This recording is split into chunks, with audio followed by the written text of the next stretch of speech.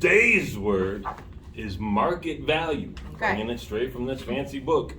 Market value, the amount property could be sold for at the time of loss.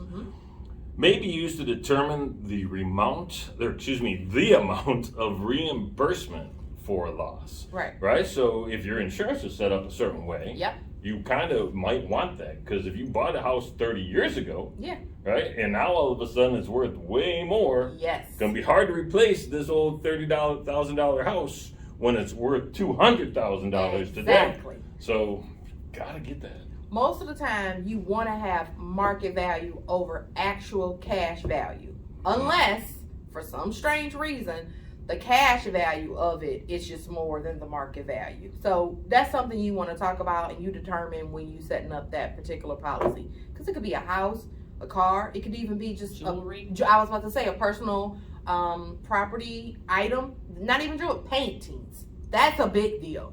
Ooh, yeah, because they appreciate. Exactly. Like jewelry does, Sure, right? yeah. You know, They go so up stuff in like value. that. You always want to talk about what does this risk look like should something happen, which that's the whole reason you get insurance. You want to know what you have, protect your assets before you ever have to use it.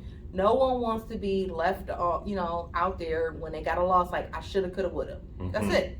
So we try to do that up front. Can you think of a time when actual cash value may be worth more than market value? Actual cash value. Let me see. Sometimes when you first purchase something, Okay, so immediately. the immediate could be worth more than the market value of it. Let's just say a vehicle, prime example, Good. it depreciates. So let's say you just purchased a vehicle, in 30 days it gets totaled versus it gets totaled 3 years later. It has more value immediately than 3 years from now. That makes total sense.